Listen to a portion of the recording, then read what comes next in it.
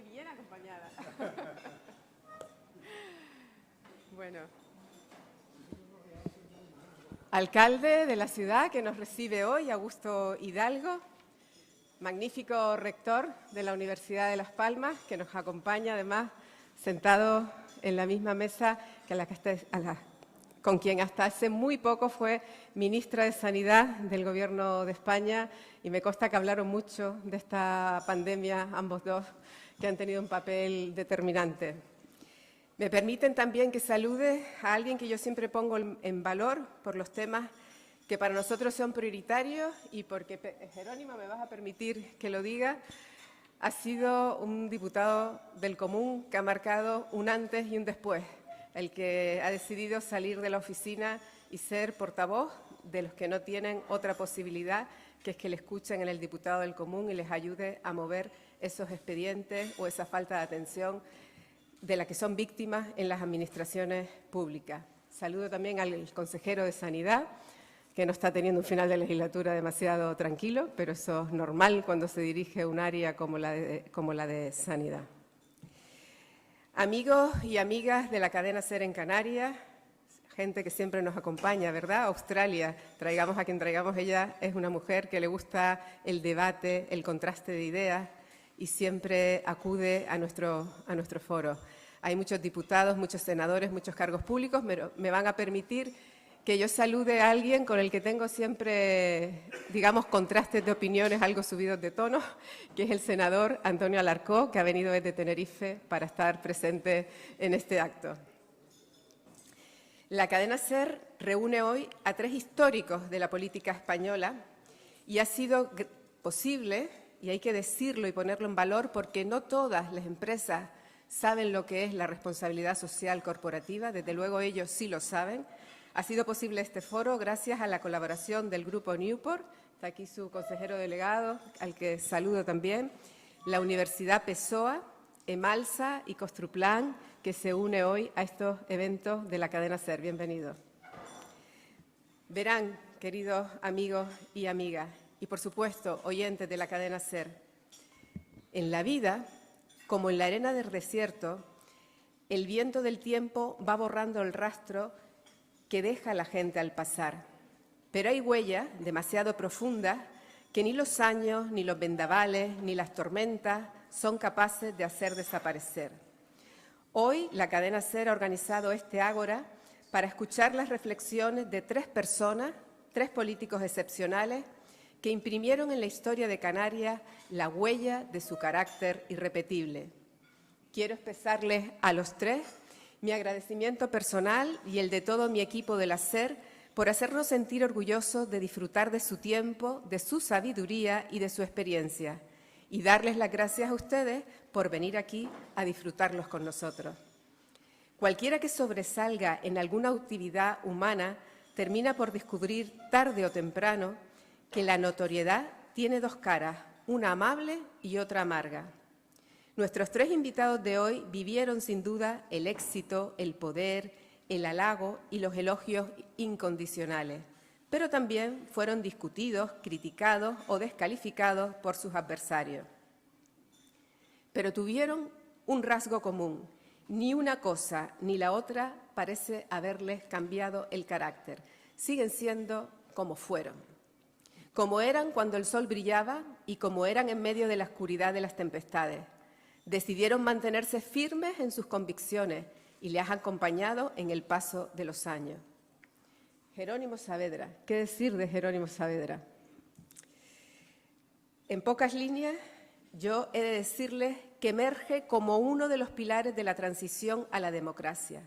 2 veces ministro, fue el primer presidente de la autonomía de una Canarias que no existía más que en el boletín oficial, pero también fue el primero que dijo: Canarias es posible.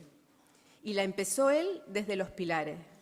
Hoy, más de 40 años después, ese archipiélago común es tan cotidiano que ya no valoramos lo que se ha conseguido: un mercado regional y una sociedad vertebrada en torno a los mismos sueños y esperanza. Y José Carlos Mauricio, el amigo José Carlos, que me tenía 6 horas de rueda de prensa cada sábado alrededor de un café con leche. Eso no se lo voy a perdonar nunca. Llegaba al periódico sin comer, pero con muchas ideas en la cabeza y con muchas ilusiones compartidas por esta tierra. Pocos políticos tan pasionales me he encontrado yo a lo largo de mi trayectoria. Fue comunista cuando serlo en este país era un peligro y cuando solo eran 4. Se marchó antes de que cayese el muro de Berlín y pudiéramos ver lo que había al otro lado. Eso se llama tener vista. Pero no se fue de la vida política y siguió intentando construir Canarias desde la izquierda. Fue un destello de luz sin papeles en la tribuna del Congreso de los Diputados y marcó con su inteligencia y su influencia muchos años de lo mejor del nacionalismo canario. Y me queda el más joven, José Manuel Soria. Tampoco vino al mundo José Manuel Soria para ser uno más. Desembarcó en la política como un tren de alta velocidad. Transformó la capital, y eso yo creo que nadie se lo discute, con mano de hierro, haciendo cosas, no sin polémica, pero con muchos aplausos. Se convirtió en el líder indiscutible e indiscutido del Partido Popular de Canarias, que en buena medida modernizó y al que llevó al poder institucional en las islas. Destacó a tal nivel que acabó siendo reclamado para ser ministro del Gobierno de España. Y allí en Madrid anunció un día que se retiraba después de descubrir lo que duele el fuego amigo. Aunque siendo justa, creo que el fuego amigo lo han conocido bien de cerca los 3 invitados de esta tarde, aunque eso mejor se lo cuenta a ellos. Alguna vez he oído a alguno de ellos, no recuerdo a cuál, o prefiero no acordarme, recordando aquella frase que le atribuyen a Churchill, que decía que los adversarios son los políticos que se sientan enfrente de ti, pero que los enemigos son los que se sientan a tu lado. ¿Cuánta razón tienen? 3 personalidades diferentes, 3 políticos de distintas ideologías, y sin embargo hay algo en común en todos ellos, el carácter. Son irrepetibles, y lo son no solo por sus virtudes o sus defectos, sino por la intensidad de la repercusión de sus vidas públicas, por la huella que dejaron, por la que siguen dejando. Son irrepetibles no por el éxito que tuvieron a nivel personal, sino porque ese éxito se escribió en un proyecto de transformación de la sociedad. Son inimitables, incluso en la manera en que afrontaron ese fracaso que nos visita a todos en algún momento de nuestras vidas. Henry Ford decía que las derrotas enseñan más que los triunfos, aunque sea una enseñanza más amarga. Y es verdad que se conoce mejor a un ser humano por cómo afronta las adversidades que por cómo gestiona las victorias. En estas 3 vidas hay ejemplos de distintos momentos especialmente duros y de maneras muy distintas nuestros invitados demostraron la entereza de su personalidad. Estos 3 políticos que no han dejado nunca de serlo son hijos de un tiempo distinto, un tiempo en el que se planteaban proyectos y grandes obras que iban más allá de los 4 años que dura un mandato político.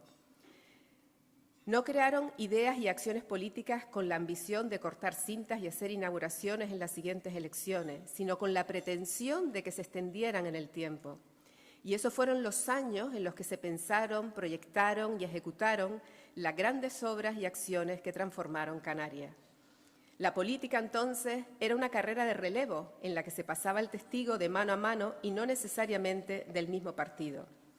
No ha pasado tanto tiempo, pero eso ya es algo que, curiosamente, se recuerda con nostalgia. Jerónimo, José Manuel, José Carlos tienen visiones distintas de Canarias, lógicamente. Por eso los hemos reunido hoy aquí, para darnos el lujo y el placer de escucharlo. Pero por mucho que vean algunas cosas de manera diferente, fueron capaces de entender y de entenderse, de cruzar espacios de confrontación para encontrarse en espacios de colaboración crítica. Hoy de eso se habla muchísimo, pero la realidad es que se hace muy poco.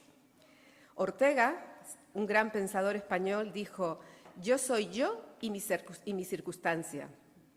Pero ya le había contestado muchas décadas antes el escritor y político británico Benjamín Disraeli, cuando dijo que el ser no es hijo de la circunstancia, sino que las circunstancias son las hijas del ser humano. Canarias es hoy, en buena medida, hija de lo que hicieron y deshicieron nuestros tres invitados.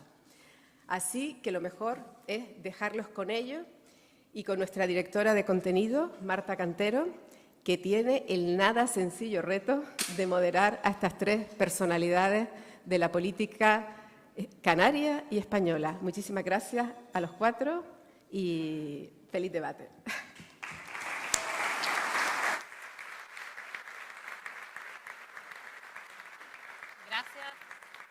Gracias, Lourdes. No sé si se me oye bien. Bueno, pues muchas gracias. Vamos a ver si como dice Lourdes, soy capaz de dinamizar un debate con tres personalidades tan interesantes como las que tenemos aquí, la que tengo aquí a mi lado. Lo primero que quiero hacer es dos precisiones. Cuando lo llamamos para pedirles que participaran en este encuentro, tengo que decir que la disponibilidad de los tres fue, la verdad, que inmediata. Tardaron 1 segundo, 2 segundos o 3 en el teléfono, creo que visibilizar dónde venían, ya que venían, pero enseguida se sumaron y aceptaron debatir los tres sobre las tres visiones de Canarias, que era la propuesta que les estábamos haciendo. También coincidieron en hacerme otra precisión, que ellos no venían a hablar del pasado, porque efectivamente hay una tentación a creer que vamos a caer aquí en la melancolía, en contar estas décadas de construcción de la autonomía. Y no, vamos a hablar del futuro, ¿no? Ellos quieren hablar del presente y del futuro, pero claro, hay veces que tengo la sensación de que en la política y en la sociedad no tenemos demasiado en cuenta algunas herencias que traemos, buenas o malas, del pasado, que explican en parte lo que somos, y ellos tienen la capacidad, como gobernantes que han sido, con cargos importantísimos de responsabilidad en el Estado, en el Gobierno de Canarias, en la portavocía del Congreso, de contarnos aquellas experiencias y aquellos retos que tuvo Canarias en su momento, cuáles salieron adelante y cuáles pudieron cumplir, cuáles no, cuáles se han quedado enquistados como problemas estructurales de Canarias y cuáles llegaron a determinados consensos o soluciones. También creo que tienen anécdotas entretenidísimas e interesantísimas que contar, que también nos explican cómo es el poder y cómo se ejercita el poder y cuáles son sus virtudes y sus vicios, por decirlo de alguna manera, en nuestro sistema democrático. Así que con ellos vamos a intentar desgranar un poquito cuáles son, como diría José Carlos, los caminos del futuro. Comentaste en la entrevista que te hacíamos antes en la radio que a ver si somos capaces de repensar Canarias, y el objetivo de este encuentro es ese, repensar Canarias con ustedes, pero también con ustedes, con los asistentes, porque van a tener la posibilidad de hacerles preguntas. Tienen unos tarjetones, como siempre, en las mesas. La última media hora la vamos a dedicar a trasladarles las preguntas que ustedes quieran hacer.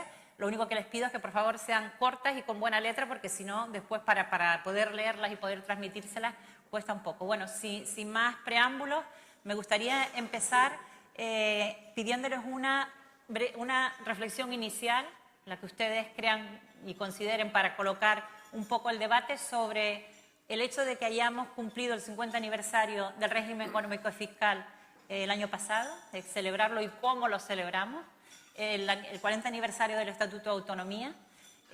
Canarias tiene más autogobierno que antes. Me gustaría que valoraran cómo estamos, qué hemos conseguido y qué no en este tránsito que hemos hecho. Empiezo por ti, Jerónimo. Por mí. Bueno, yo quiero felicitar a la cadena SER por habernos planteado esta posibilidad de hablar más del futuro que del pasado. Yo diría que aquí estamos en la sinfonía de la nostalgia, y eso es un riesgo, pero no voy a incurrir en tal pecado como compositor, porque también veo afortunadamente que hay gente joven y sobre todo veo algo casi novedoso para, si habláramos del pasado, que es la presencia de mujeres, de señoras en este lugar. Me alegro de que esto esté ocurriendo, pero en general a nosotros, los de mi generación y la próxima, pues no nos debería preocupar el futuro. Y a mí, sin embargo, sí me preocupa, porque creo que los políticos actuales, no borro mi condición de político, aunque sí debo confesar que no significo nada desde el punto de vista de la organización de mi partido, que es el Partido Socialista Obrero Español, sino que estoy hablando aquí como ciudadano y como, diríamos más que como profesor con experiencia, tanto en el cargo público como también en la docencia. Y es que el futuro, la empresa y los empresarios que aquí están, deben siempre proyectar a medio plazo y a largo plazo sus inversiones, sus perspectivas de mercado, etcétera. Entonces, el futuro yo creo que es necesario que lo hablemos y, digamos, la complejidad, lo que puede ser continuidad, lo que hay que cambiar, etcétera. José Manuel, ¿tú? Bueno, lo primero, yo quería agradecer a la cadena SER la organización de este encuentro coloquio, el que me hayan invitado, sobre todo porque para mí participar en un coloquio de esta naturaleza con dos figuras de la política canaria tan relevantes, ¿no?, como son Jerónimo Saavedra y José Carlos Mauricio, pues es un honor y así lo tengo que reconocer. Han sido relevantes no solo en la política canaria, lo han sido también en la política nacional, con responsabilidades muy, muy importantes. En el caso de Jerónimo, como todos sabemos, no solo como secretario general del Partido Socialista durante importantes años aquí en Canarias, sino también como presidente de la Comunidad Autónoma de Canarias y luego también con sus responsabilidades de ministro 2 veces en el Gobierno de España, ¿no?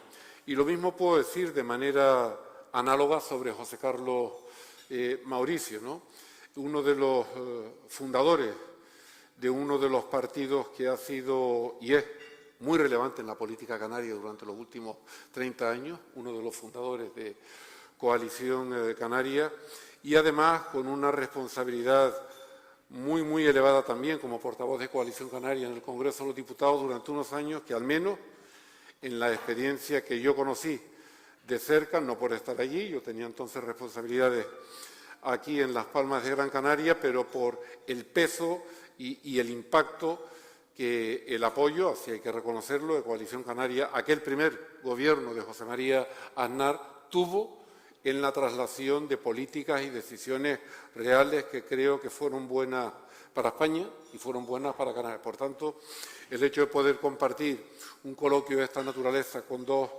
personajes de la talla política de José Carlos Mauricio y Jerónimo Saavedra, para mí, pues tengo que reiterarlo, es un honor. Yo creo que a lo largo de los últimos 50 años, desde la aprobación de la ley del REF del año 74 y particularmente en estos últimos 40, desde la aprobación de la Ley Orgánica del Estatuto de Autonomía de Canarias, yo creo que podemos decir sin ningún temor a equivocarnos que el avance en todos los órdenes de Canarias ha sido simplemente sin parangón, extraordinario. No tiene equivalente en ningún periodo que yo sepa a lo largo de la historia de Canarias. Y yo creo que ese avance se puede ver en todos los ámbitos, se puede ver desde el punto de vista de las dotaciones de infraestructuras que hay en Canarias, no solo en islas capitalinas, también en islas no capitalinas, desde el punto de vista de carreteras, desde el punto de vista de puertos, desde el punto de vista de aeropuertos.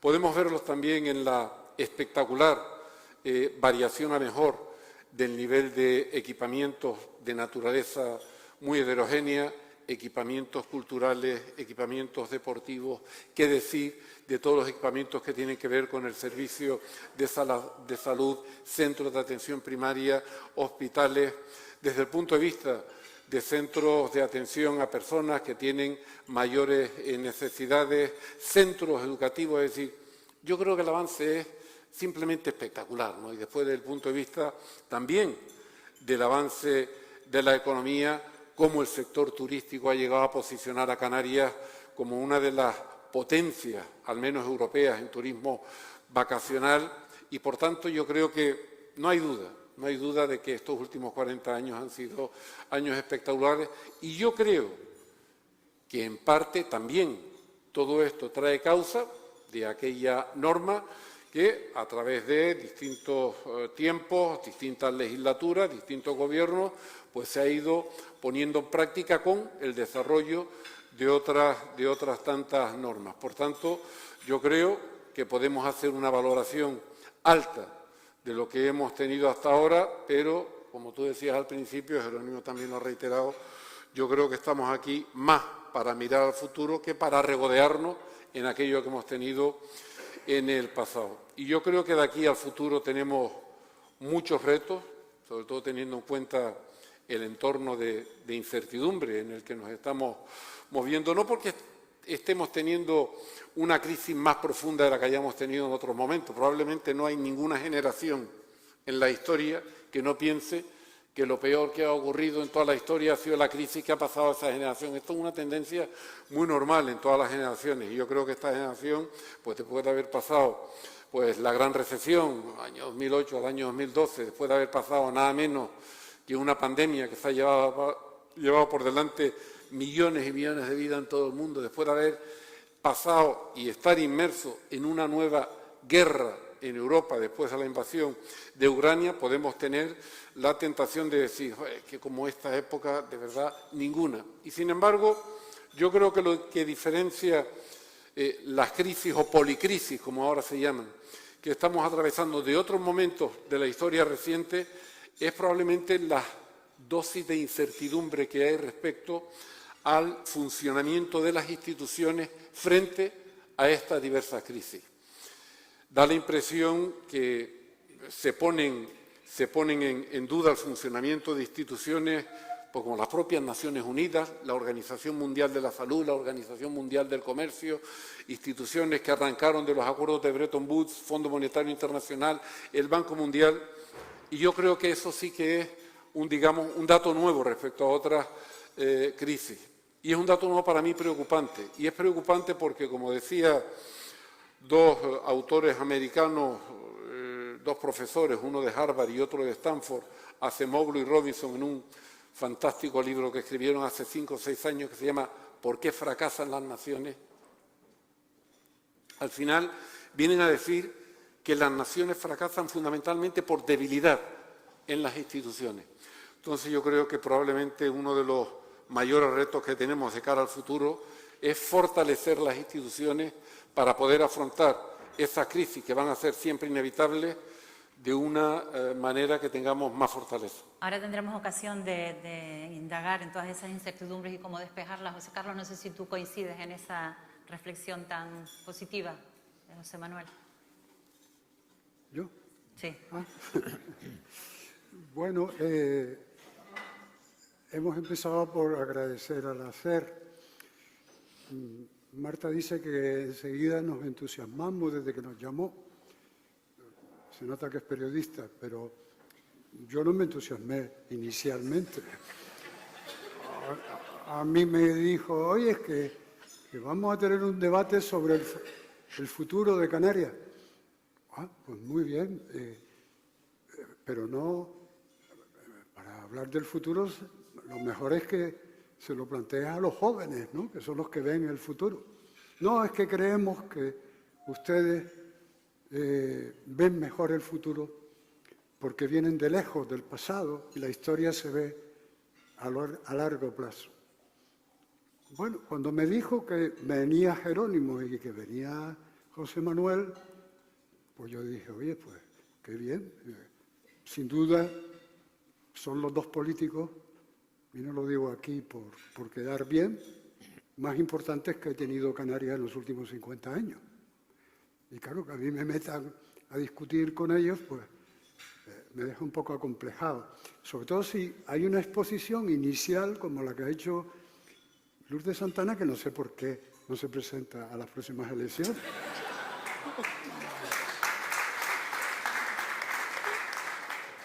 Yo les digo de verdad, votaría por ella si hubiera elecciones. Es decir, ha hecho una reflexión profunda, se ha excedido un poco en los elogios. Yo que no estoy acostumbrado a muchos elogios, la verdad, en mi vida política, me han machacado siempre. Pero yo pensé que el elogio me lo iban a hacer en mi funeral, que es cuando se dice todas las cosas que uno quiere oír antes, pero ya estás muerto y no las oyes. Bueno, han aprovechado para hacer elogios a Jerónimo muy merecidos, a José Manuel y a mí en exceso. Bueno, a mí lo que me convenció de la llamada de Marta Cantero fue, hablemos del futuro. Y yo pensé, bueno, pues hablar del futuro es complicado, porque los caminos del futuro nunca se ven, los hace uno en función de las cosas que decide. Pero es verdad que Canarias está en una encrucijada histórica. Y los canarios no terminamos de darnos cuenta. Y los políticos canarios no se dan ninguna cuenta. El debate político de Canarias hoy es muy local, muy de andar por casa, muy pequeñito, pero estamos en un cambio histórico. Y no porque exageremos. Hay quien dice, no, estamos en una época de cambios acelerados y no sé qué. No, estamos en una época de cambio histórico. No en una época de cambio, sino en un cambio de época.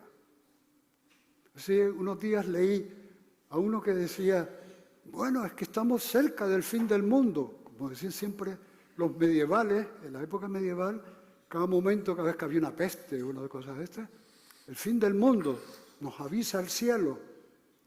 Y entonces ahora que hemos tenido una epidemia tremenda, una pandemia de nivel global, donde hemos tenido una crisis económica tremenda y donde tenemos una guerra que nunca se había hablado en los últimos 30 y tantos años de que puede haber armamento nuclear y que se puede utilizar armamento nuclear, lo cual es tremendo.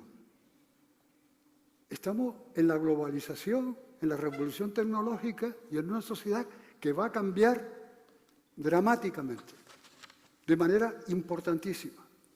Y la pregunta hoy, por eso decía que debemos de hablar del futuro, la pregunta hoy es, ¿está la sociedad canaria debatiendo su futuro?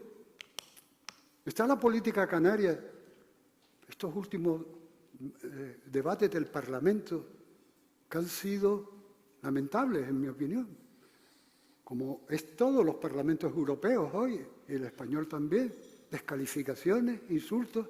La época nuestra tuvo una enorme ventaja, y es que, por ejemplo, estos dos señores que hay aquí fueron los adversarios más duros que yo tuve cuando yo hacía política. Y sin embargo somos amigos y nos escuchábamos. Hoy no se escucha a nadie. Todo el mundo. Y el gran cambio histórico que necesita Canarias no lo puede hacer ni el centro izquierda solo, ni el centro derecha solo. Lo tienen que hacer en un gran pacto de compromiso histórico. Y eso no se ve por ninguna parte. Si no, pregúntele a Jerónimo cuando nosotros estábamos luchando, porque para eso somos así de viejos. Espero que Jerónimo me perdone. Pero cuando nosotros luchábamos contra la dictadura, parecía dificilísimo el reto. Pero dialogábamos y nos pusimos de acuerdo desde el centro derecha hasta el centro izquierda. Y la famosa transición española fue posible por un gran compromiso histórico donde todos tuvimos que renunciar a valores que nosotros creíamos irrenunciables. Hay un periodista que ha dicho algo tremendo. Dice, todos se tuvieron que traicionar a sí mismos para que España pudiera tener una democracia. Pues nos traicionamos. Y España tuvo una democracia. Hoy los partidos no pueden colocarse en la descalificación y en no sé qué. Tienen que lograr un compromiso histórico para que Canarias dé el salto histórico que tenemos que dar en esta década, de la transición verde, de la transición digital, de la globalización y de ser un archipiélago atlántico que todavía no somos, como dice el Estatuto de Autonomía. Entonces, a mí me ha gustado esta reunión porque vamos a debatir y a pensar. No quiere decir que tengamos las soluciones, pero hay que pensarlas. Ahí yo termino diciendo, hay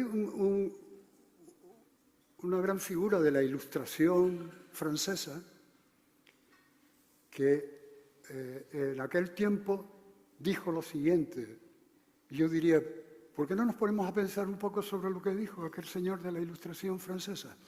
Y es, hemos logrado y conquistado la libertad de pensamiento, hemos logrado la libertad de expresión, hemos luchado contra todas las inquisiciones y hemos logrado poder pensar libremente. Pero dijo, pero hoy se piensa tan poco que es escaso el provecho obtenido. Pues ahora se piensa tampoco sobre lo que hay que pensar, no sobre lo de mañana por la mañana, sino qué va a pasar en el 2030, qué objetivos tenemos, cómo transformamos esta sociedad. Y por eso es tan bueno que haya un representante tan cualificado del Partido Popular, otro extraordinariamente cualificado del Partido Socialista y otro que no está tan cualificado, pero es de Coalición Canaria. Entonces, los tres tenemos que dialogar. Y nosotros, esta generación, tiene que impulsar el diálogo para construir el futuro. Nada más, gracias. Muchas gracias. Vamos a ir, ya después tendremos ocasión de hablar de los pactos, los consensos, lo que necesita Canarias, si se pueden alcanzar o no, pero antes me gustaría ir desgranando algunas de los retos que tiene ahora mismo Canarias. Se han referido a algunos, la globalización y el papel de Canarias en este espacio geográfico. Ayer en su discurso de entrada en la Real Academia de la Lengua, Dolores Corbella, la tinerfeña, primera mujer canaria que entra, comentó que no hay globalidad que sirva si no hay localidad que valga. O sea, el papel de lo local dentro de este mundo tan globalizado, en este sitio geográfico, y ahí me estoy refiriendo a todo, a las RUP, a las relaciones con Marruecos, a cómo tenemos que movernos en este espacio y qué políticas tener. Empiecen a dialogar entre ustedes, yo les pongo el tema sobre la mesa, interpélense, no esperen a los turnos y un poco háganos una reflexión sobre estos aspectos. Sí, si me permite. Sí. Entrando primer punto. Todos hablan de la reforma de la administración como gran tema pendiente en Canarias. Esto significa que hay que debatir sobre una realidad que hay 4 administraciones presentes sobre 8 territorios insulares y que requieren que se definan cuáles son las competencias de cada una de esas administraciones. Porque 4 administraciones con unas corporaciones insulares que, salvo Baleares, no existen más que las diputaciones y todo el mundo se plantea más pronto que tarde la necesidad de, cuando se disuelven las diputaciones, nadie habla de echar a los funcionarios, se trata de suprimir una serie de cargos públicos, desde consejeros, de presidentes de diputaciones, consejeros, etcétera, etcétera, pero los funcionarios serían absorbidos por la comunidad autónoma. Además, esta realidad se ha acentuado ahora con la llamada despoblación de algunas comunidades autónomas, que existen municipios con 50 habitantes, porque hay 8.000, más de 8.000 municipios en España, y naturalmente una administración moderna, y que tenga como un objetivo que parece que está aceptado por todos, siguiendo Naciones Unidas y siguiendo la Unión Europea, que es una economía sostenible y digitalizada. Ahí parece que no hay discusión.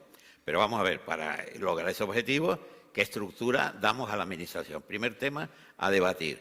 ¿Cuál debe ser el papel de los cabildos? Y no lo planteo por ningún anticabildismo, pero lo digo porque en la práctica los que hemos gobernado, tanto PSOE como Coalición Canaria, han visto, por ejemplo, que un tema como la dependencia, que dio lugar a un informe como cuando yo era diputado común, se veía primero que Canarias estaba perdiendo dinero según el Tribunal de Cuentas del Reino, porque no habíamos sido capaces de determinar quién era la competente para las prestaciones de la ley de dependencia. Pasaba la competencia a la comunidad autónoma. Luego, la comunidad autónoma determinaba el grado de dependencia y luego la prestación. En la prestación había que tener residencias. Ya en mi época existía un déficit de 4.000 y pico plazas de residencia. Estoy hablando del año 2014-2015. ¿Qué compromisos hay para el futuro? Salvo el caso del Cabildo de Gran Canaria, me alegro de estar aquí la consejera, no hay un plan de construcción de residencias para mayores, lo cual repercute también en la prestación sanitaria con la cantidad de los enfermos que siguen en nuestros hospitales, impidiendo el uso de camas cuando esas personas deberían estar en residencia, con un coste menor, etcétera, etcétera. Luego, otra prestación, la ayuda a domicilio. La ayuda a domicilio la prestan los ayuntamientos grandes en Canarias, con importantes cantidades de dinero al respecto. Pues bien, esa ayuda a domicilio no consta en las estadísticas que el Inserso y la Asociación en base a la información que remite cada comunidad autónoma, aparece que ayuda a domicilio en Canarias hay 3 municipios o 4 municipios, los pequeñitos. Creo que se hizo en el último gobierno de Coalición Canaria con 3 municipios palmeros. De resto, ese dinero que se están gastando las corporaciones no entra a la parte que tiene que aportar el Estado. Y nadie plantea qué reforma administrativa queremos, qué debe hacer el Cabildo en materia de prestación de dependencia, qué debe hacer el Ayuntamiento y qué debe hacer la Comunidad Autónoma, porque someterlo a convenios cada 4 años para ver qué residencias construimos entre los cabildos, los 7 cabildos y la consejería correspondiente del Gobierno canario es dilatar la solución del problema. Primera cuestión que planteo, por citar un ejemplo. ¿Qué estructura óptima debe tener Canarias como colectivo social y con los empeños y el objetivo ya señalados? Segunda cuestión, no solo basta la reforma de la Administración, sino hay que, segundo punto, reformar la Ley de Función Pública, estatal. Es competente estatal, pero también complementaria por parte de la Comunidad Autónoma.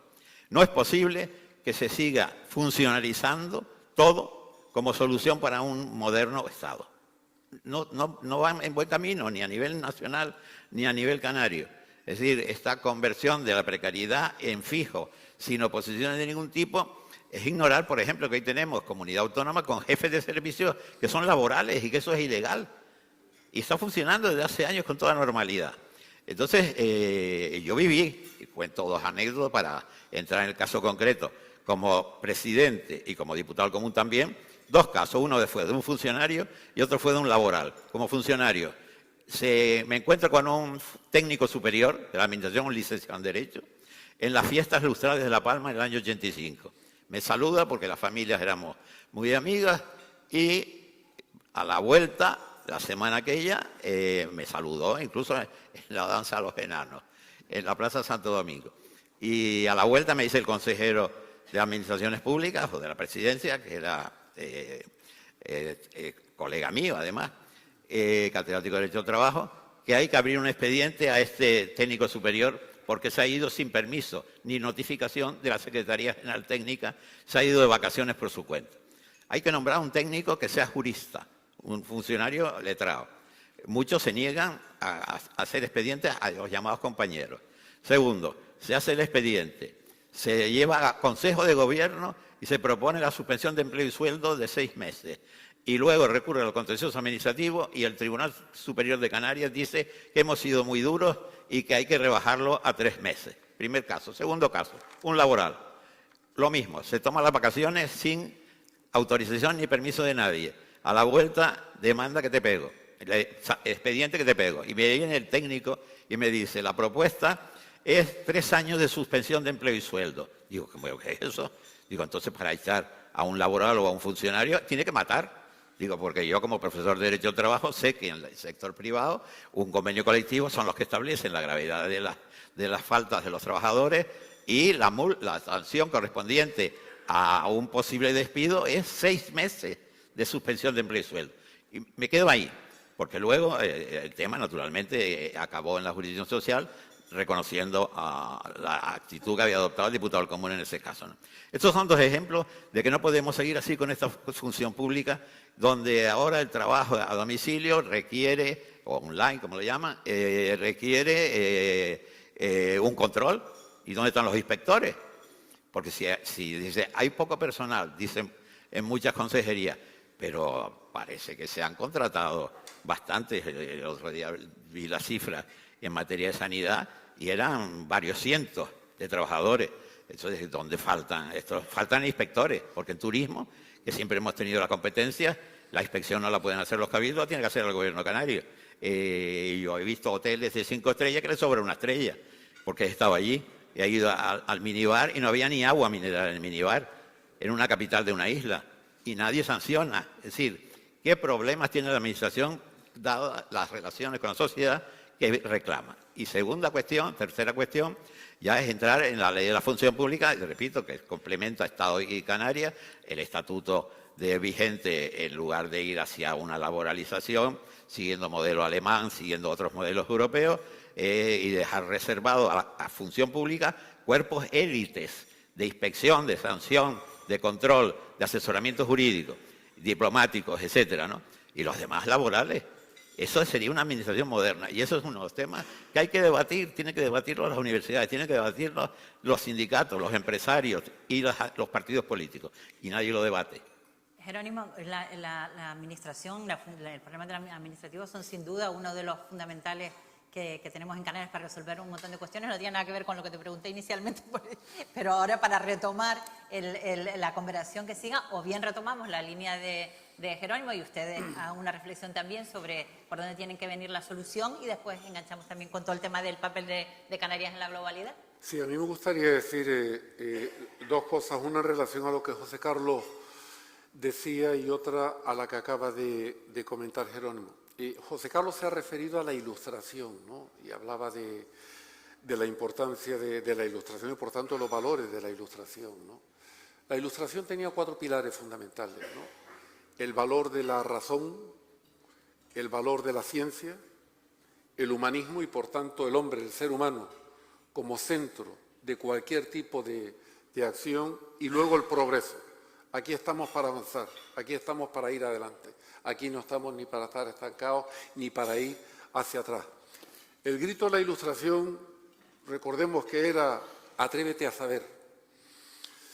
José Carlos ha hablado directamente de que probablemente a la dirigencia política actual y sin distingos de ningún partido político, probablemente sea necesario un poco más de nivel.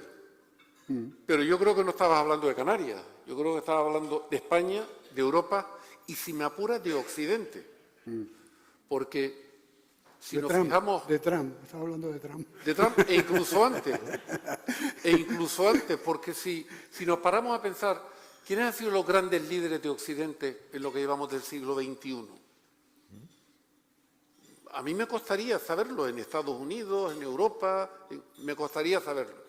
Entonces a mí le doy mucha importancia a volver a valores propios de la ilustración, atrévete a saber.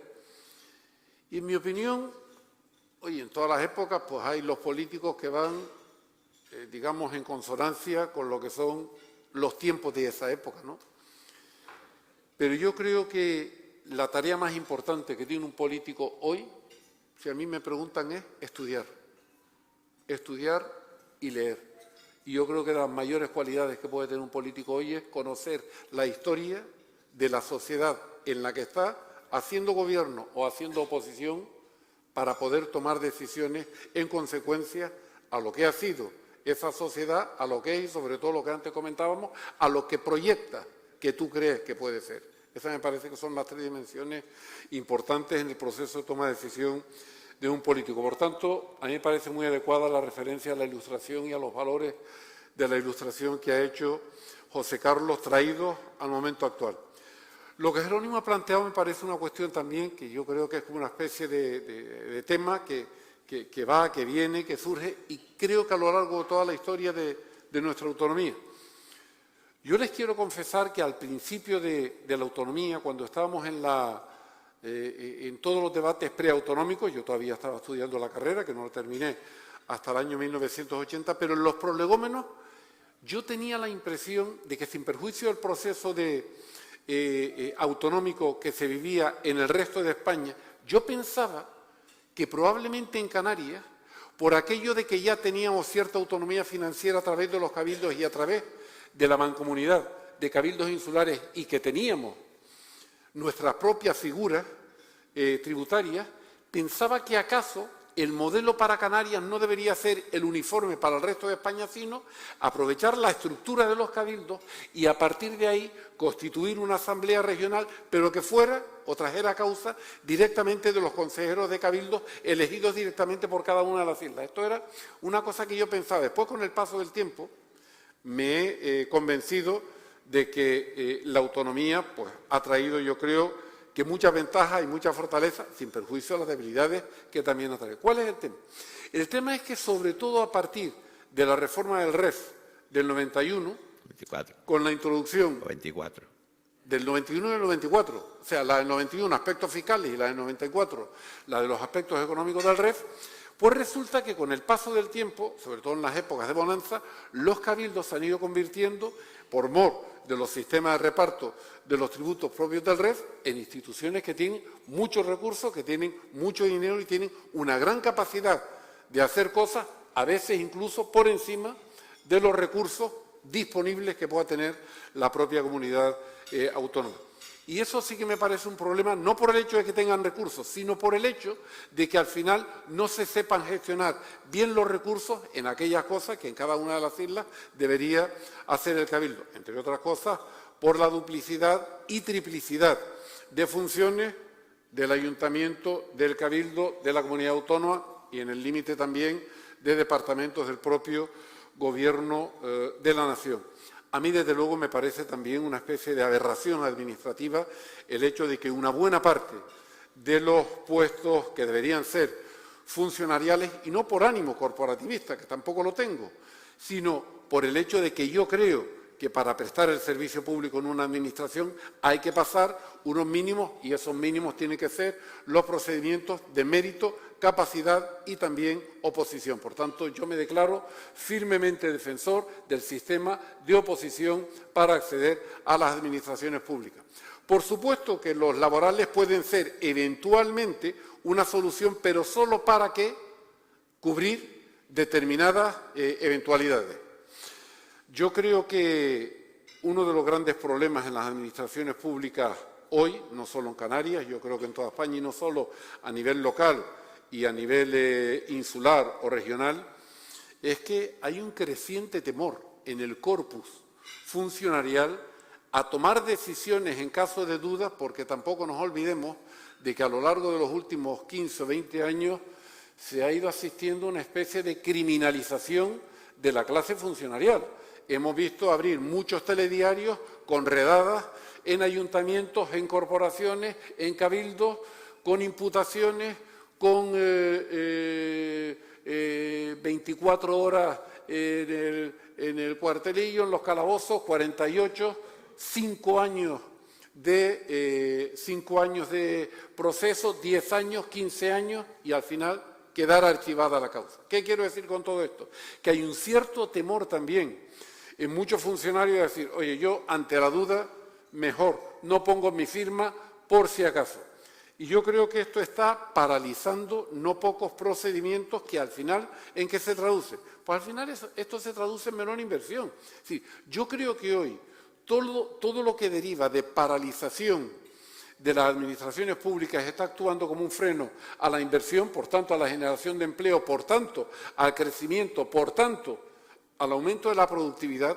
Creo que está haciendo mucho más nocivo esa restricción que la propia evolución de los tipos de interés, que hoy nos escandalizamos porque hemos pasado de tipos negativos a tipos hoy en el entorno del 4,5 o el 5%. Pero muchos de los que están aquí, entre ellos yo mismo, recuerdo que en el año 84, cuando compré mi primer piso en Madrid, recién acabada la oposición, me subrogué en una hipoteca de lo que entonces era Caja Madrid al 25%.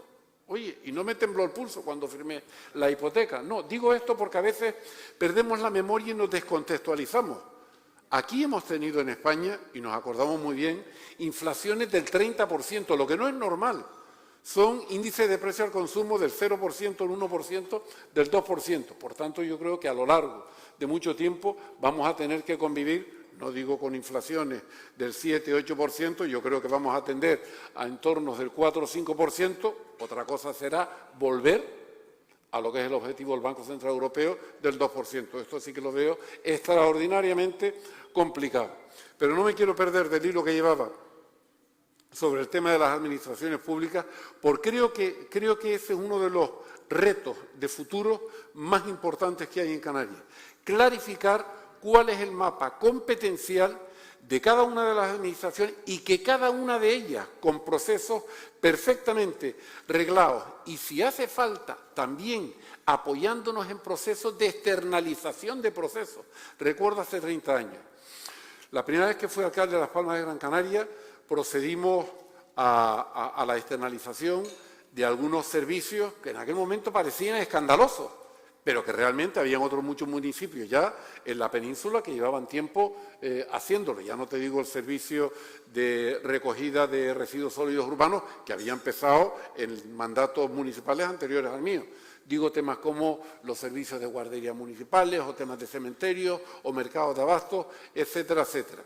Bien, hoy eso se considera absolutamente normal en cualquier ayuntamiento y al margen de cualquier color político en cualquier parte de España. ¿Por qué? Porque hay más eficacia, que es la calidad en el servicio, y hay más eficiencia, que es mejor coste en el servicio. Por tanto, eficacia y eficiencia. ¿Qué es lo que yo planteo? Una segunda ronda de externalizaciones, pero ya no referida solo a servicios, sino a procesos, a procedimientos, a través de protocolos, a través de licitaciones, para que, oye, si por ejemplo los procedimientos de la ITV los hace una empresa privada, ¿por qué no van a poder hacer procedimientos similares que puedan ser, se me ocurre, pues por ejemplo lo que está pasando ahora con las declaraciones de impacto ambiental?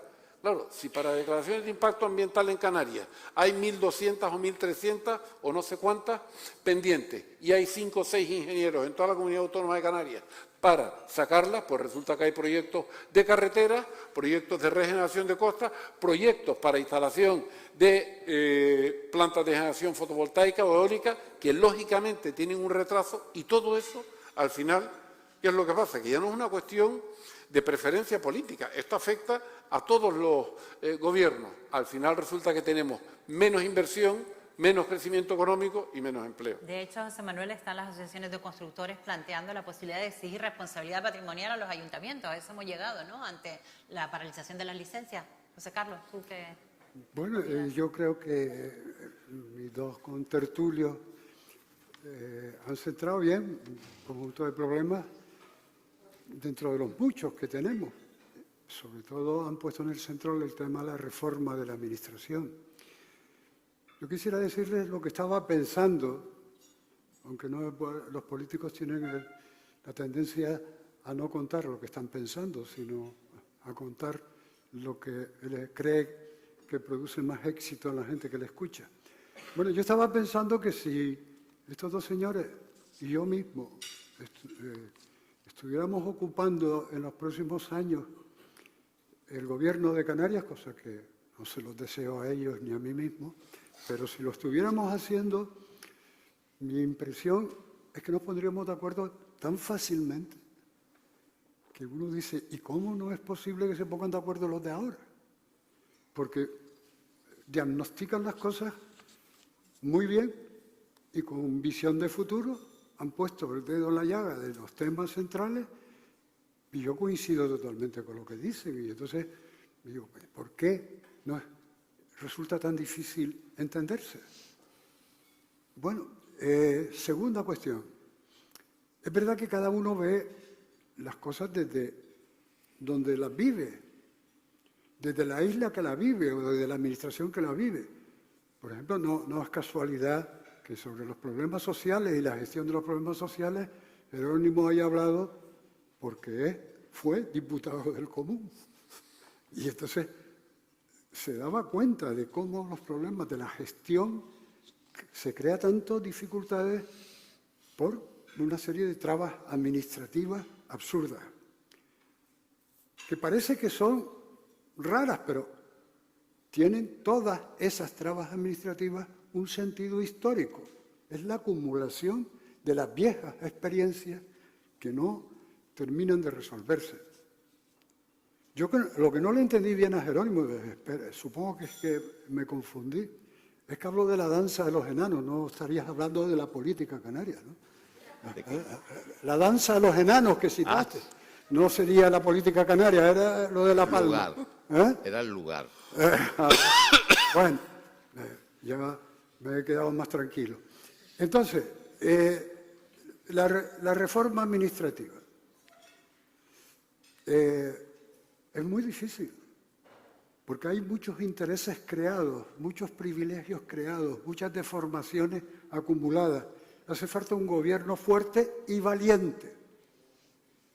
Y para ser fuerte y valiente, hay políticos europeos que hoy dicen algo muy interesante, y que yo se los transmito como una experiencia de los que hemos gobernado. Hay políticos europeos que dicen, bueno, la crisis es tan grave, pero sabemos lo que hay que hacer. Ahora, la pregunta es, ¿cómo lo hacemos y ganamos las próximas elecciones? Eso sí que no lo sabemos. Entonces, la reforma administrativa, es que hacerla te cuesta muchos votos, porque hay muchos intereses creados. Y entonces se va convirtiendo eso en un monstruo de no sé cuántas cabezas, 7 cabezas, los cabildos, los no sé qué. Soria, 8, pero con cabildos 7. Entonces Soria hablaba de que él, los cabildos, fue presidente de cabildo. Y desde ese ángulo ve muchas cosas, desde su experiencia. El problema de Canarias es que nadie ve el elefante. Yo les voy a contar un pequeño cuento que yo, cuando estudiaba en los jesuitas, con Jerónimo, que era el solista del coro, en aquella época, y el jefe de fila. A mí me encantaba cómo llevaba la fila Jerónimo. Ya entonces se demostraba su capacidad de liderazgo, que después ha demostrado. Entonces, en el primer curso del bachiller leí un cuento hindú que a mí me martillea toda mi vida. El cuento es 7 ciegos caminan por los caminos pedregosos de la India. En la India, por las enfermedades, por no sé qué, hay muchos ciegos. Caminan por los caminos pedregosos de la India y oyen un ruido ensordecedor. Y ese ruido, esperé que casi se me cae el vaso. Entonces, ese ruido, dice, eran ciegos, iban con los bastones. Y le dice, oye, ¿y qué será ese ruido? Se acerca uno, el más valiente, y le dice a los demás que vayan. Y le dice, es una serpiente, porque lo está cogiendo por la trompa. Y le dice el otro, no, es una espada, lo está tocando por el colmillo. No, es el muro de una casa. No tengo tiempo para seguir hasta los 7. Pero la historia es que cada uno va discutiendo que lo que está viendo es lo que está tocando. Nos pasa a los canarios de cada isla y según en qué administración estemos o en qué empresa trabajemos. Tocamos, pero no vemos el elefante. La historia termina trágicamente a bastonazos que se matan los 7 ciegos, discutiendo qué era. Y no se equivocaban el que tocaba por aquí o por allí, pero no veían el conjunto. Si en este momento histórico, que antes me he referido, no somos capaces de ver el conjunto de la sociedad canaria en el nuevo mundo, también en el Atlántico donde estamos con la nueva África, etcétera, etcétera, y no sabemos hacer las transiciones que tenemos que hacer, nos vamos a seguir, como muchas veces en nuestra historia, con los llamados pleitos insulares y todas esas chorradas, con lo chiquititos que somos, sin saber construir el futuro. Ahora, la reforma de la administración, y termino para que la coordinadora no se moleste, la reforma de la administración hace falta un gran pacto y buscar la eficiencia, la reorganización. Los servicios públicos no pueden estar organizados como hace 50 años, pero hay un montón de intereses ahí que no quiere que se reforme. Pero cuando hablo yo, es decir, el otro día hay una encuesta, esta semana última, de los periódicos que dice, los canarios lo que quieren ser es funcionarios. ¿Lo leyeron ustedes? Todos queremos ser funcionarios. Bueno, eso no es posible, hijo. Y entonces, las administraciones hay que agilizarlas, hay que entrar en la digitalización, pero no para tocarte la barriga en tu casa. Y entonces están paralizadas las administraciones, porque como todos están en lo digital y no sé qué, pues y las licencias no se aprueban. Y los fondos europeos no se gestionan, como ha explicado muy bien José Manuel, y eso es un suicidio histórico, el no construir y gestionar los fondos europeos con la agilidad. ¿Cómo se están gestionando?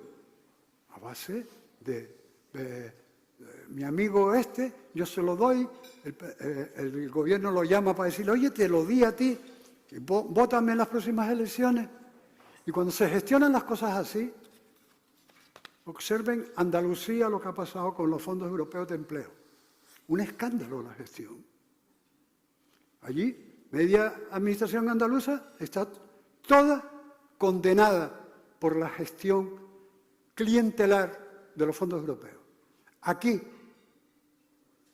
si se sigue por este camino, esta historia del Tito Berni, del mediador, no es casualidad, no es que en Fuerteventura hay un granujo, es que fondos que son muchas veces a fondo perdido, no sé qué y tal, se gestionan y siempre que se gestionan sin transparencia, sin claridad y tal, siempre hay un montón de mediadores buscando la intermediación.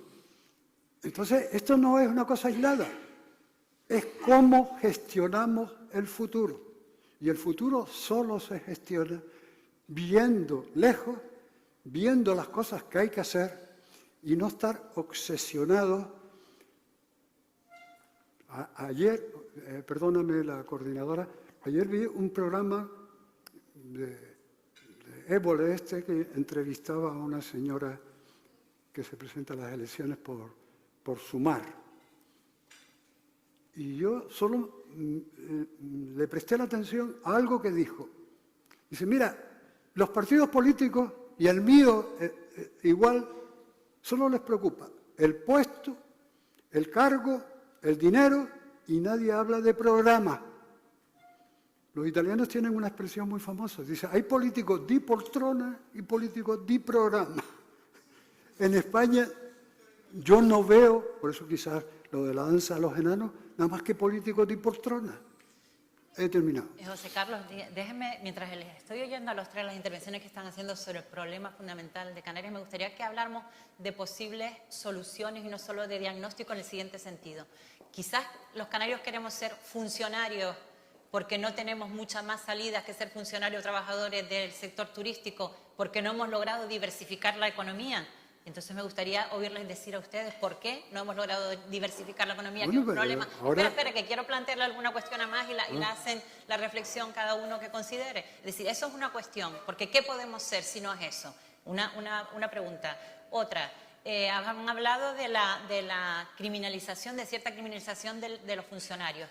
También hablemos de cierta criminalización de los empresarios, porque me gustaría que habláramos del uso del territorio y todo lo que está ocurriendo con la paralización de inversiones por un movimiento ecologista muy activista en el que quizás, y digo quizás, les planteo la pregunta, es un problema de que tenemos un modelo de desarrollo acolmatado y hay una reacción social comprensible, es un problema de que hay una cierta complicidad de las administraciones con el activismo ecológico, porque estamos en los tiempos de la sostenibilidad y electoralmente eso se necesita, o es un problema de inseguridad jurídica. Quiero decir, ¿qué soluciones les han podido dar ustedes cuando gobernaron esos problemas? Bien, como antes nos dijiste que nos podíamos interrumpir, déjame ahora empezar y seguro que ellos lo van a culminar mejor que yo. Cambiando el orden, porque a mí me interesa mucho esa pregunta. Tú dices, es que todo el mundo quiere ser funcionario porque no hay otro modelo económico.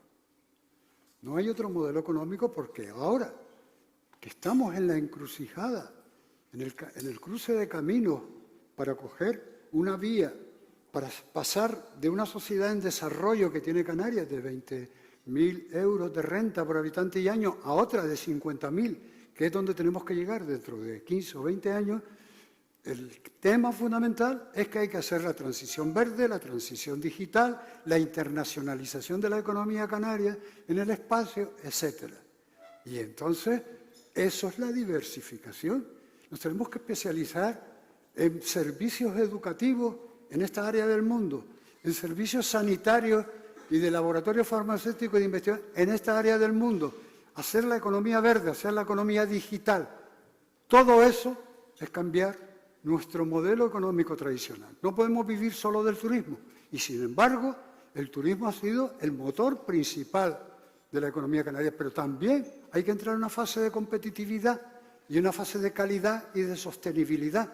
Y lo que no se puede es que si a un señor, y esto está ocurriendo constantemente en el turismo, que si a un señor le dice, oiga, usted no está cumpliendo con su licencia, usted tiene una concesión y no la ha respetado, usted está deformando y en un espacio público natural, y sale todas las administraciones canarias.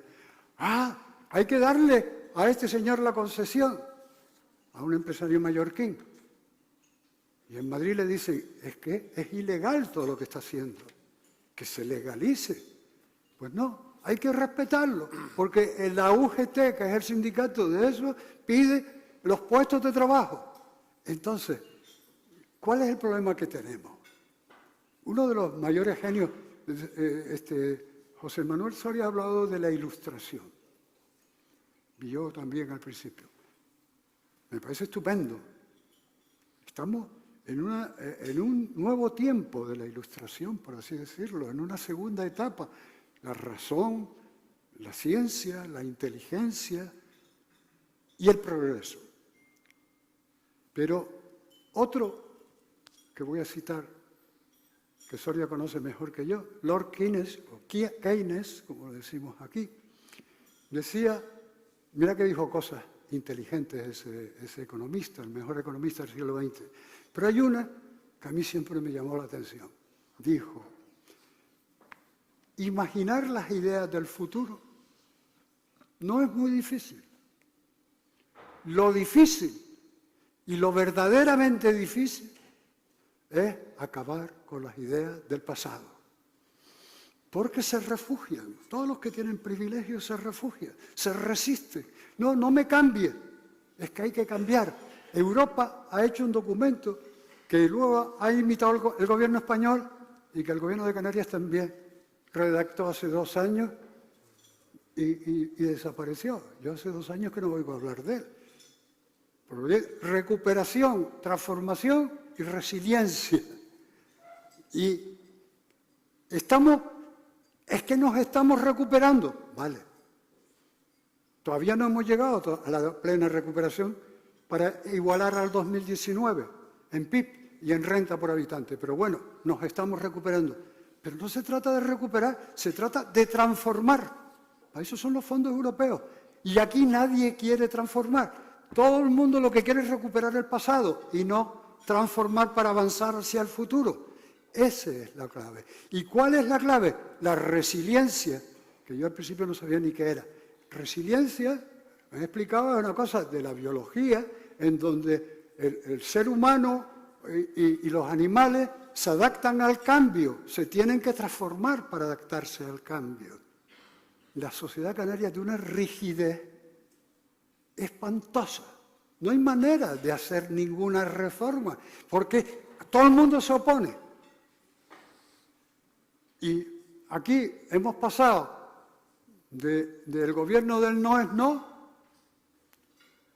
en Madrid, al gobierno del sí es sí, de la ley esta de contra los agresores sexuales. Entonces, la pregunta es, ¿queremos cambiar, transformar para, una vez que nos caímos en la crisis y nos tiraron al suelo, perdimos el 17% del PIB en Canarias, nos tiraron al suelo, nos ha costado un montón de trabajo levantarnos, estamos de pie, pero no basta con estar de pie, hay que empezar a caminar.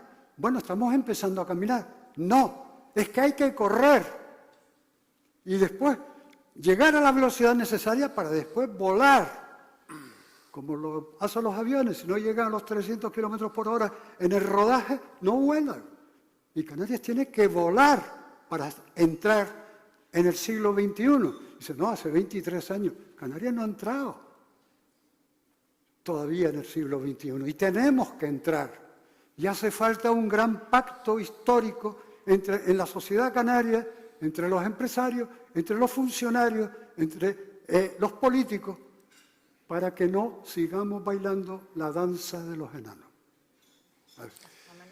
Yo quería comentar un tema al hilo de lo que, o sea, para enlazar ahora con lo que decía José Carlos, que me parece una de las cuestiones más importantes, es decir, la evolución de la renta per cápita en Canarias. Eso es una tragedia, lo que ha ocurrido en los últimos 20 años. Sí, sí. Pero una tragedia, y para mí probablemente creo que la recuperación, el aumento de la renta per cápita es, si no el mayor, de los mayores retos que tenía. Me gustaría desarrollarlo un poco ahora, pero antes, al hilo de lo que decía, la mayor parte de los políticos siempre saben lo que tienen que hacer, el problema es cuando lo hacen, cómo explicar por qué lo hicieron. Y tú decías una cosa que es muy importante y que pocas veces se ve en política, que es, oiga, si usted sabe que tiene que hacer algo, aunque tenga coste político, si está convencido, hágalo. Porque al final, el rédito a largo plazo de hacer lo que crees que tiene que hacer, con creces supone el coste que a corto y medio plazo puede suponer. Es verdad que también después está, en fin, había mucha gente que yo lo digo porque también es verdad que en política no es lo mismo tener una mayoría para gobernar que estar en gobiernos de coalición. Yo tuve la fortuna de tener varias mayorías absolutas, con lo cual, con voces muy, muy en contra, con oposiciones a veces muy, muy fuertes, como es la política, pero seguía adelante, tomábamos decisiones, muchas veces nos equivocamos, pues claro, aquí el único que no se equivoca es el que no toma decisiones. Cuanta más decisiones tomas, la probabilidad de equivocarte también es mayor y, por tanto, en cosas se acertaba, en cosas nos equivocábamos. Pero, desde luego, yo creo que asumir el coste político en el futuro en Canarias va a ser importante, entre otras cosas, para lo que decía Jerónimo de esa reforma necesaria que hay que hacer en la Administración. Gobierno de mayoría nunca ha habido en la Comunidad Autónoma de Canarias y da la impresión que no estamos hoy tampoco en ese escenario. Pero cualquiera que sea el próximo gobierno, sea de un color o sea de otro, como quiera que va a ser una combinación de partidos, yo sí que creo que ese gobierno debería asumir el coste político. Es más difícil, porque no es lo mismo que lo asuman 2 partidos o 3 a que lo asuma un solo partido. Pero deberían tener la altura de miras para decir, oye, aquí hay 3 o 4 cosas que debemos hacer, vamos a hacerlas, aunque tenga coste político, porque eso va a ser bueno a largo plazo para Canarias. Y enlazo con lo que decía la renta disponible. Esto es una tragedia. La renta disponible hoy en Canarias, si mal no recuerdo, no llega a 19.000, 18.800 y pico euros. Es la segunda menor renta disponible de toda España, solo por delante de Andalucía, que debe tener 18.900. La tercera por la cola es Extremadura, que debe tener unos 19.000. En España la media de la renta per cápita está en el entorno de unos 25.000. Es verdad que luego hay comunidades como Madrid que tiene 35.000, el doble de la renta disponible que tenemos, de la renta per cápita que tenemos en Canarias. Y la tragedia en Canarias es que nunca nos hemos acercado ni siquiera a la media de la renta per cápita en España. Pero hay algo todavía peor. A principios de este milenio, la renta per cápita en Canarias estaba en el entorno de unos 23.000 euros. Hoy no llega a 19.000. ¿Qué ha pasado en estos últimos 20 años para que ese indicador, que refleja, al menos teóricamente, aunque no descuenta ni incorpora desigualdades e inequidades que luego se producen en la economía, pero descontando ese tipo de efectos, ¿qué ha ocurrido en Canarias para que la renta per cápita haya bajado de 23.000 a menos de 19.000 en los últimos 20 años? Pues lo que ha pasado simplemente es que tenemos un gravísimo problema de productividad. El mayor problema que tiene la economía canaria es un problema de productividad, no muy distinto al problema número 1 que tiene la economía española a nivel agregado. Y la productividad al final, ¿qué te mide?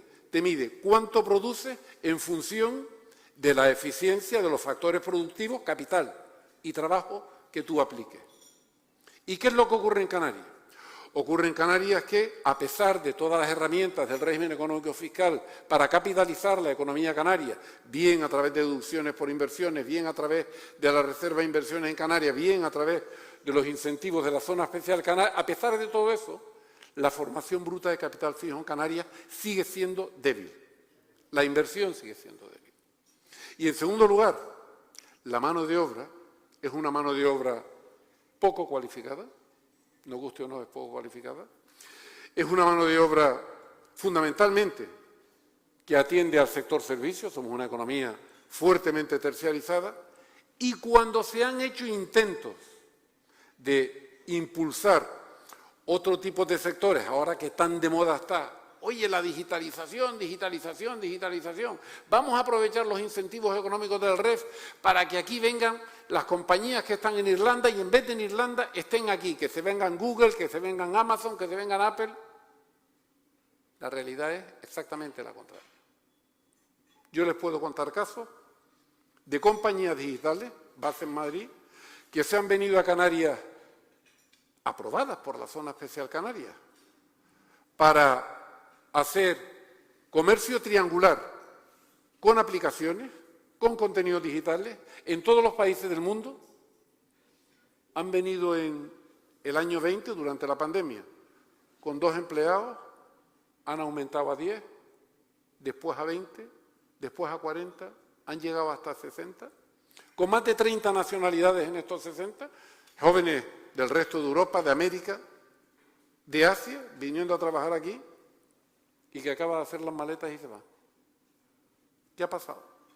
Pues lo que ha pasado es que al final los incentivos que el REF establece a través de la zona especial para que empresas de esta naturaleza que hacen software, que hacen distribución de contenidos desde Canarias, resulta que se han tenido que ir porque esos incentivos finalmente no se aplican.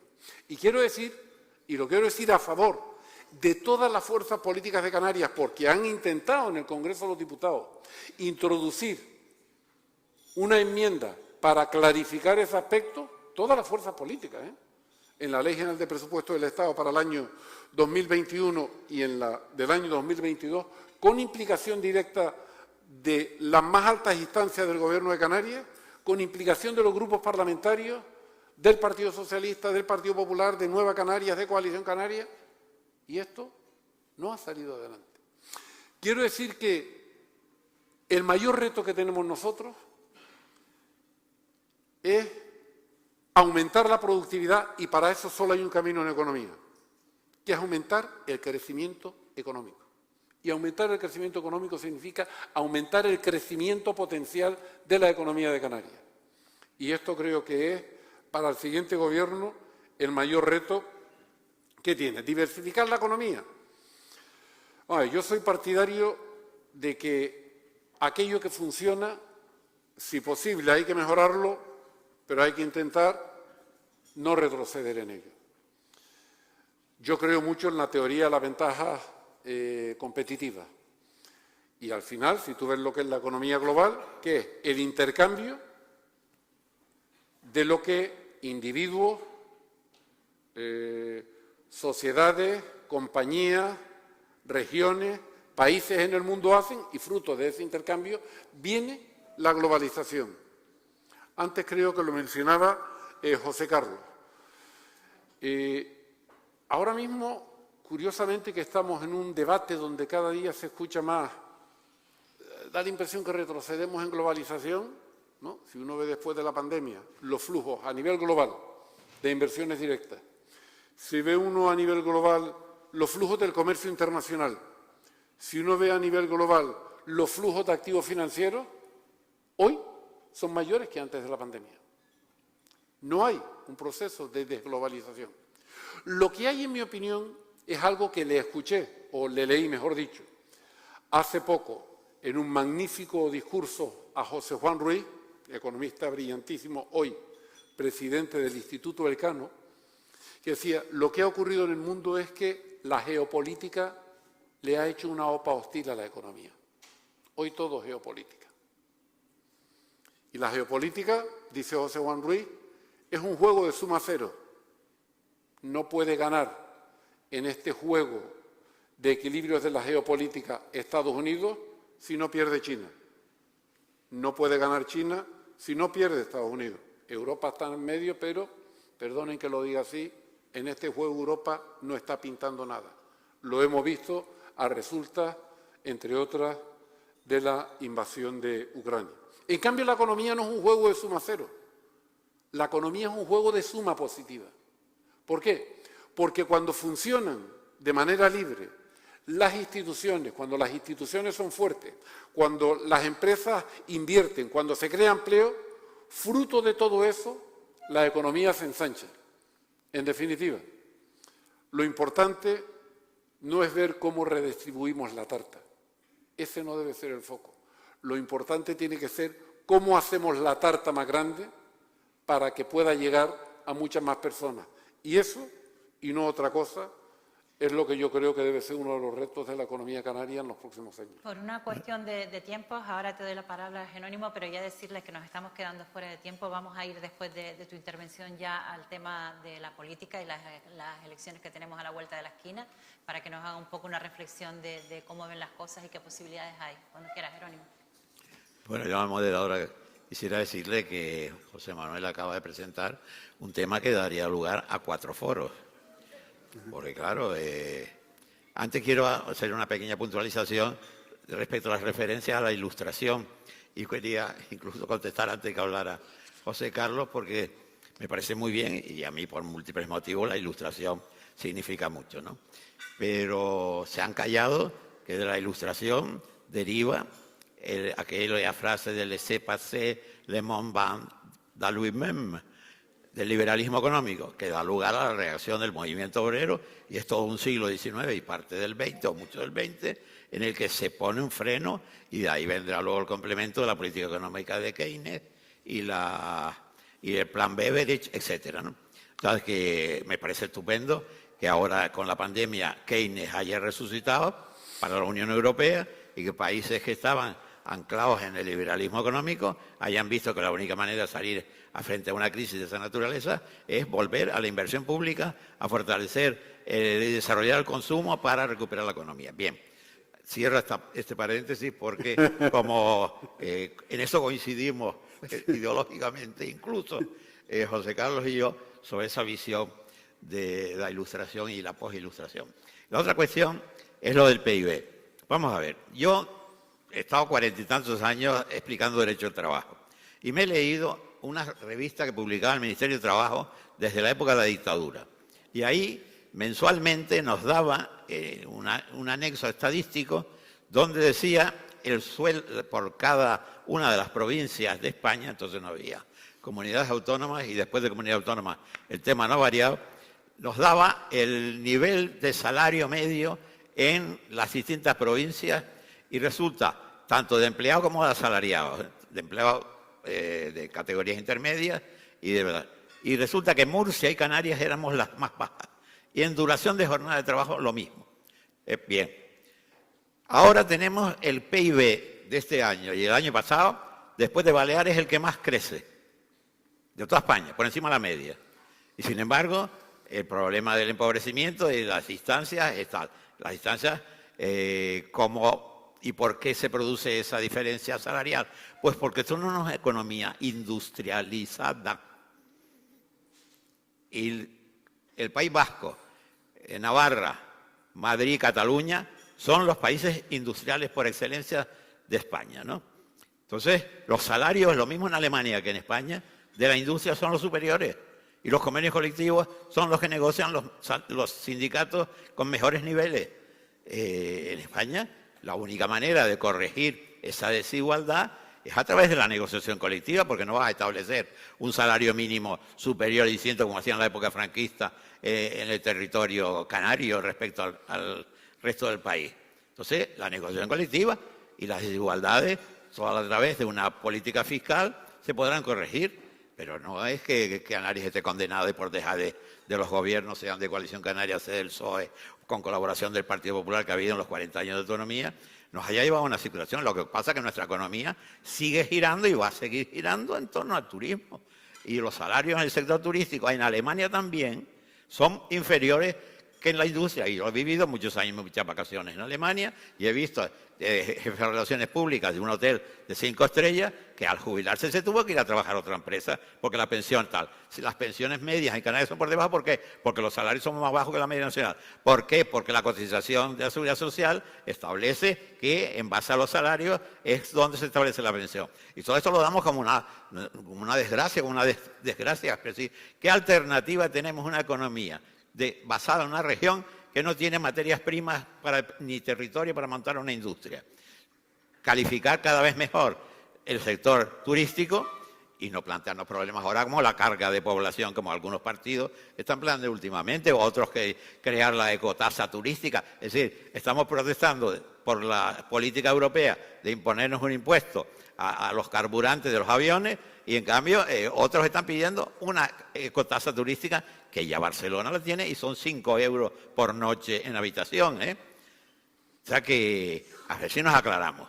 Y también los medios de comunicación que sepan lo que ha pasado y que tengan la formación correspondiente, que probablemente un periodista que lo fue José Carlos Mauricio pertenece a esa época en que los medios de comunicación tenían gente más cualificada probablemente.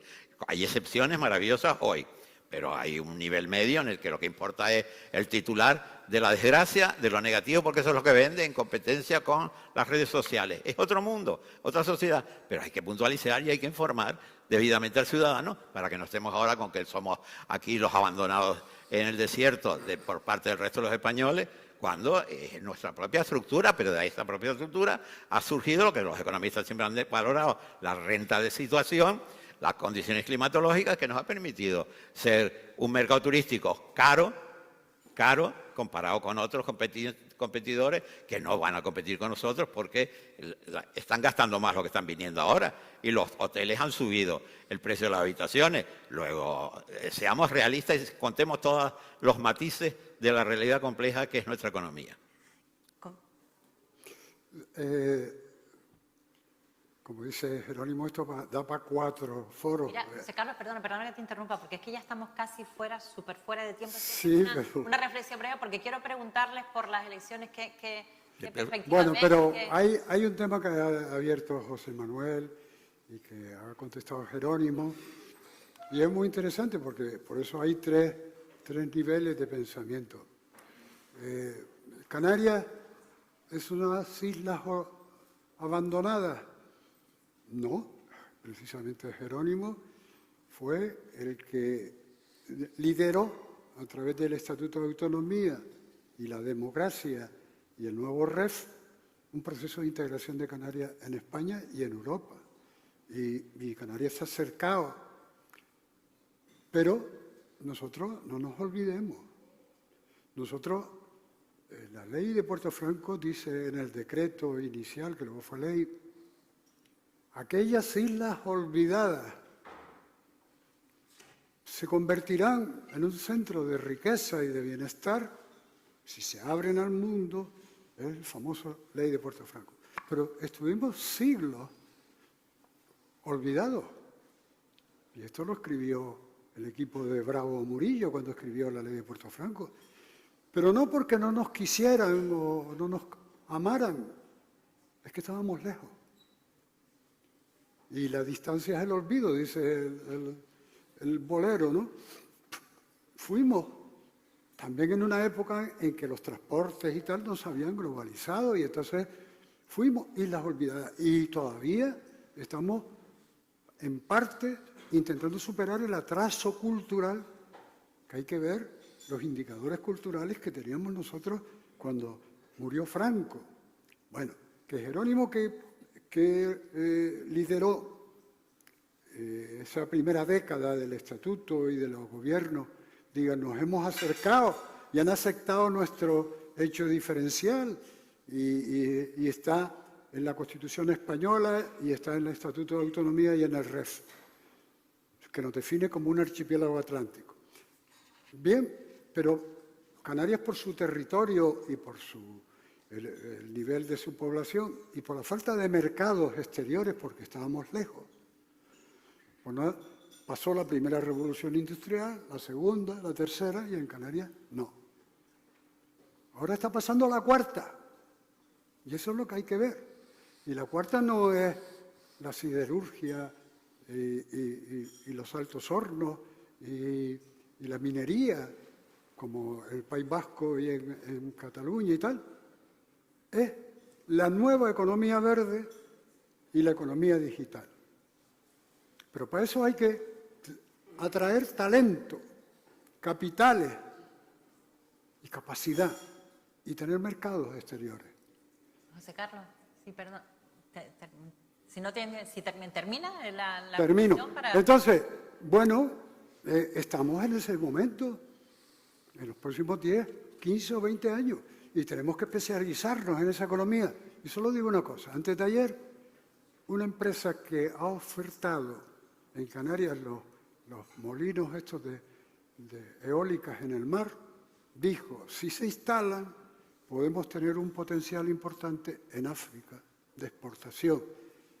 Si hay un mercado, porque al principio todo el desarrollo de la economía es, no me diga usted el talento y tal, dígame dónde exporto y dónde vendo.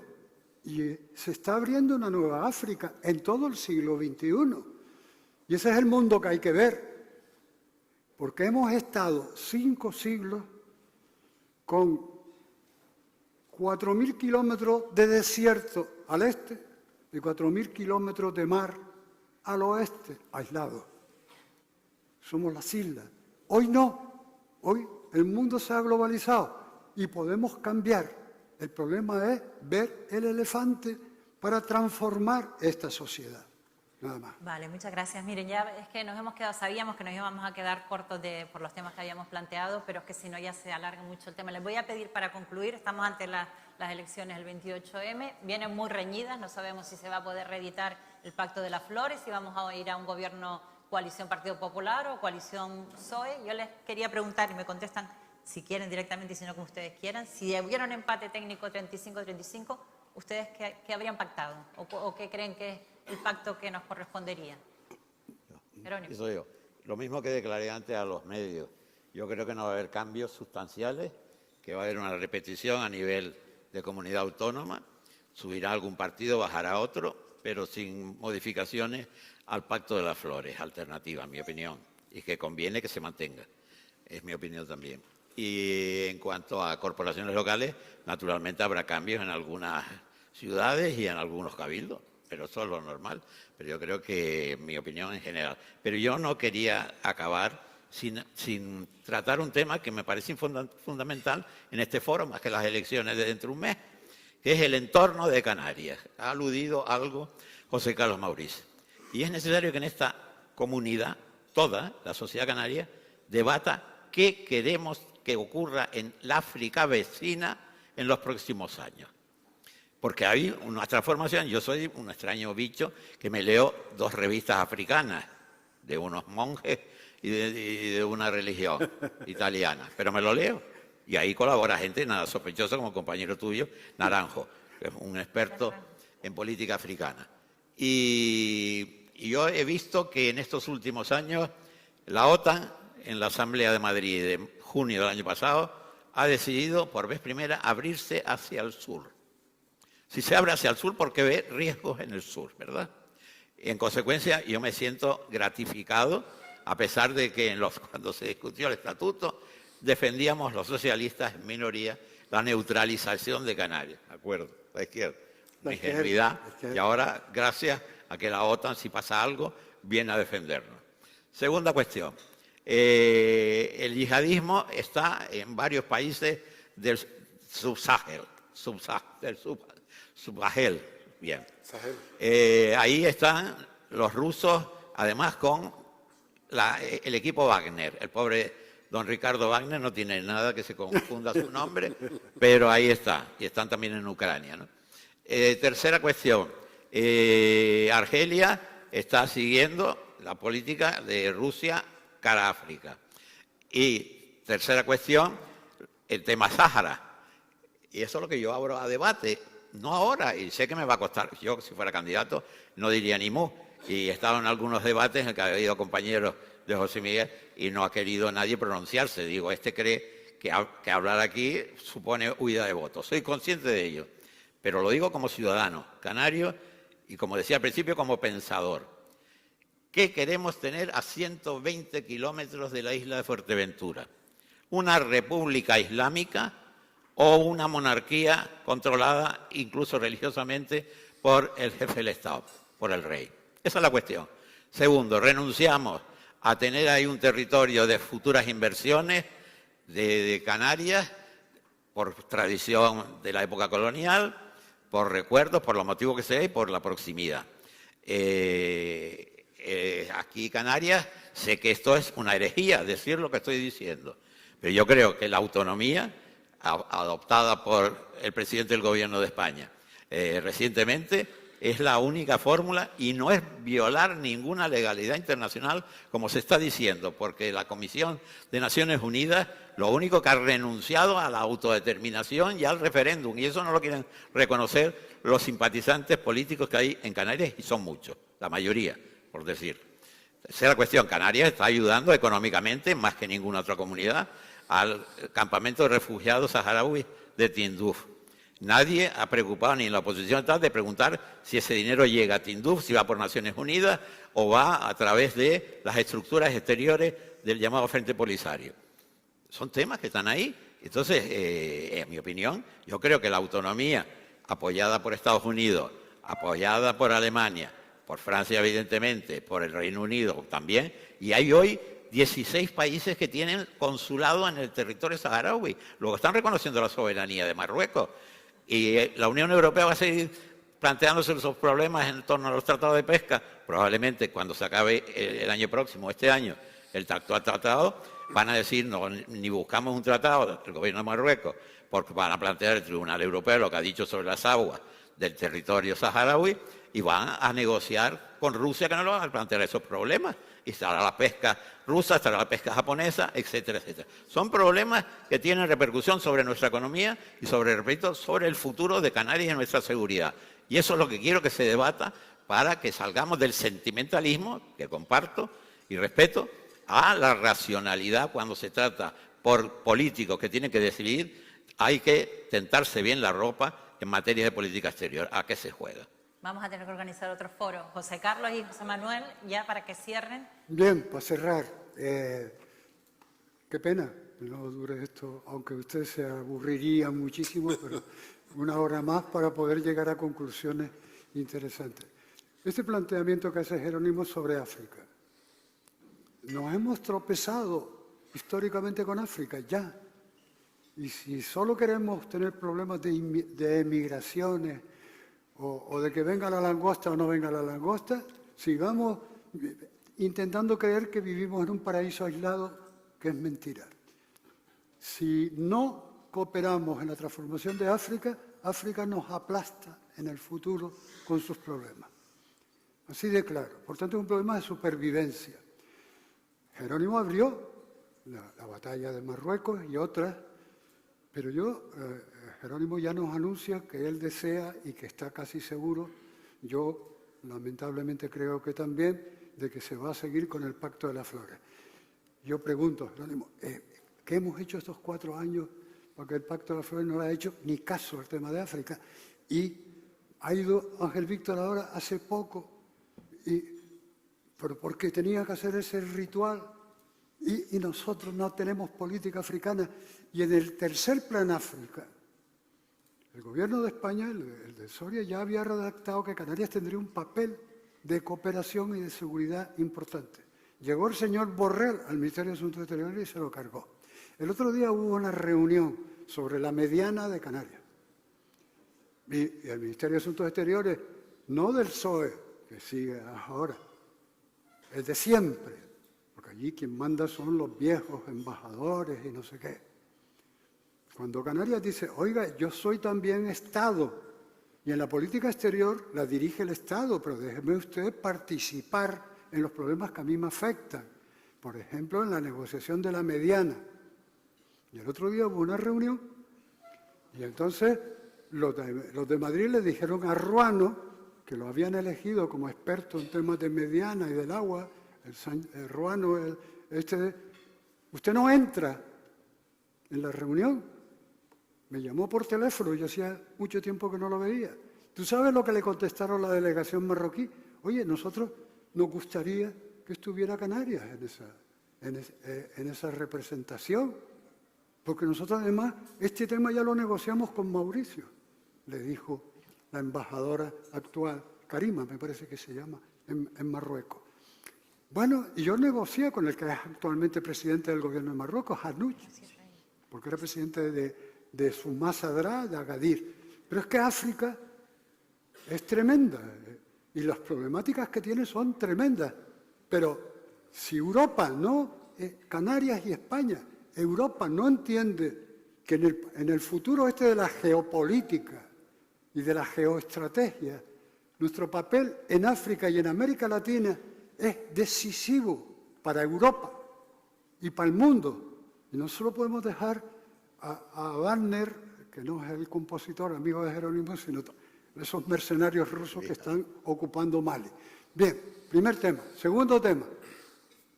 Elecciones, nos pregunta, yo termino, señora coordinadora. Dice Jerónimo, bueno, va a venir lo mismo, aunque las flores estén jodidas. Bueno, yo solo digo una cosa. El último gobierno de Clavijo, de Coalición Canaria, y este es una década perdida. Es verdad que han tenido muchos problemas. La crisis del 2008, la crisis de tal, ha sido difícil. Yo no sé si nosotros hubiéramos estado, lo hubiéramos gestionado mejor. Pero repetir el pacto de las flores es dejar un jardín sin flores. Es una tragedia.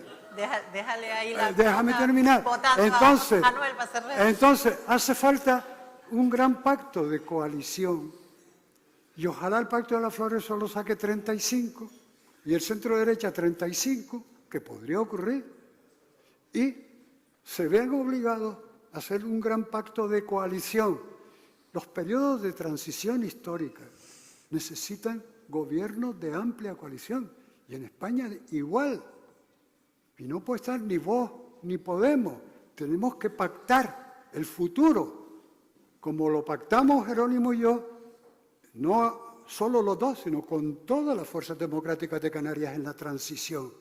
Es que el salto necesita la fuerza de todos y no las descalificaciones en las que estamos viviendo. La descalificación resta.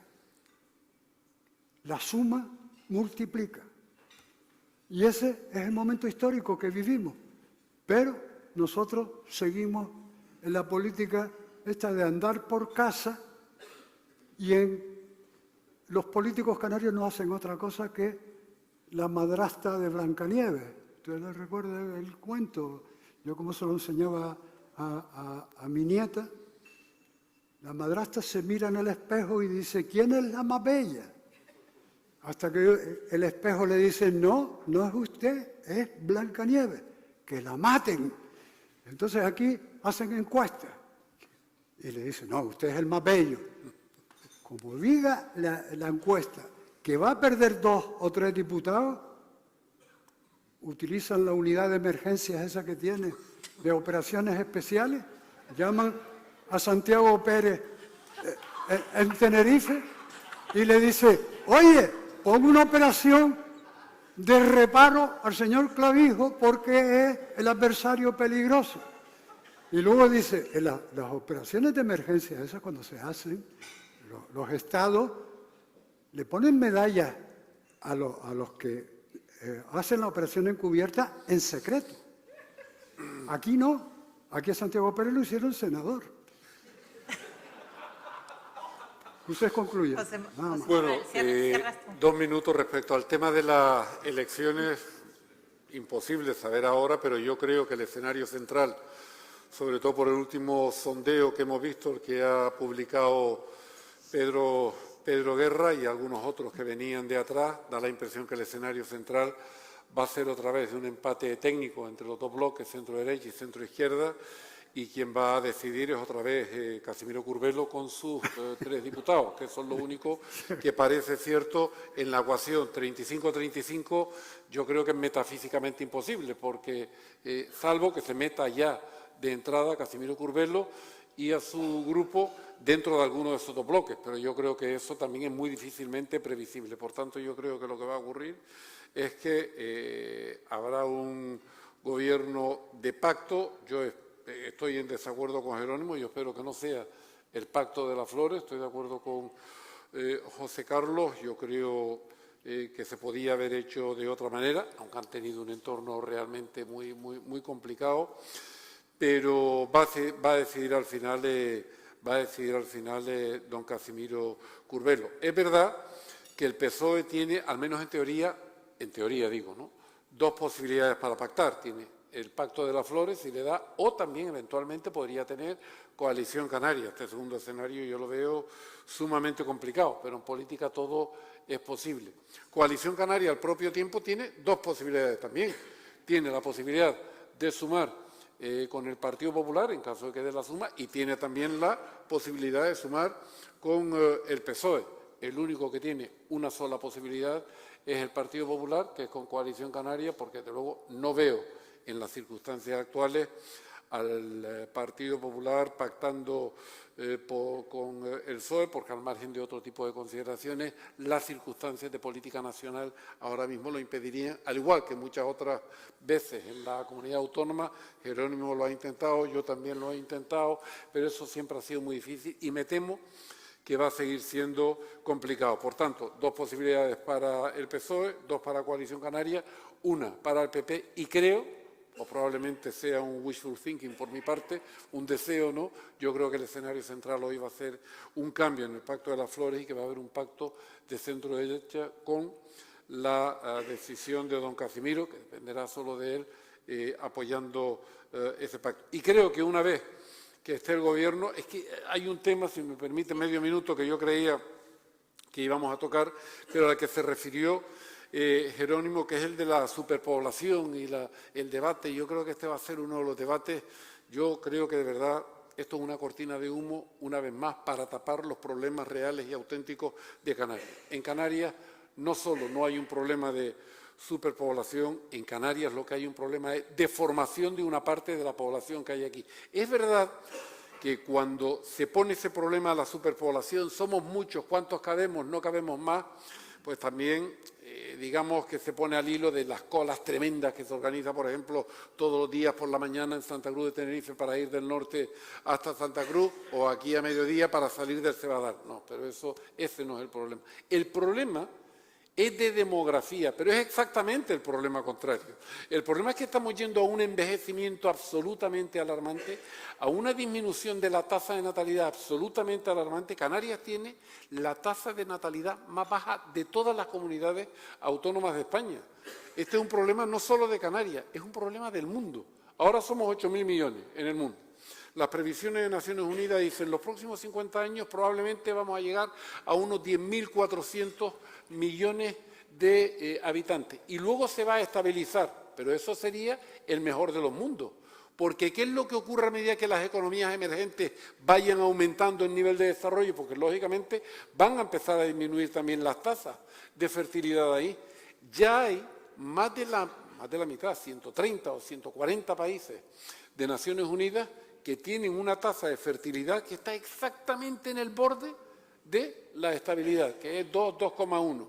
En Canarias estamos en 0,81 nacimientos por cada mujer. Por tanto, yo creo que este es un tema que hay que abordar, pero no desde el punto de vista de que somos muchos, de que no cabemos, justo desde el punto de vista de cómo lo hacemos mejor, desde el punto de vista de cualificación y formación, para que ese caudal de población, al final, fuerza laboral, ayude a lo que antes decía, aumentar la productividad, aumentar el crecimiento potencial de la economía y, en última instancia, aumentar la renta per cápita de los canarios. Muchas gracias a los tres. Es verdad que ese tema lo teníamos como uno de los principal del debate y otros muchos que no hemos podido abordar porque después en la conversación nos lleva hacia otros derroteros. Pero bueno, yo creo que por lo menos hemos podido tocar los principales, ¿no?, palos de de la situación que tenemos en Canarias. Así que muchísimas gracias a los tres, de verdad, por el tiempo y por la disponibilidad. Muchísimas gracias a todos los asistentes. Siento no haber podido trasladarles las preguntas que hicieron, algunas sí han salido en la conversación, pero es que no quería volver a tocar el IPC, la administración, la sanidad, porque era un poco salirnos y volver hacia atrás, ¿no? Pero les agradezco a todos la participación, la asistencia y bueno, pues hasta la siguiente encuentro. Muchas gracias y hasta la próxima. Gracias.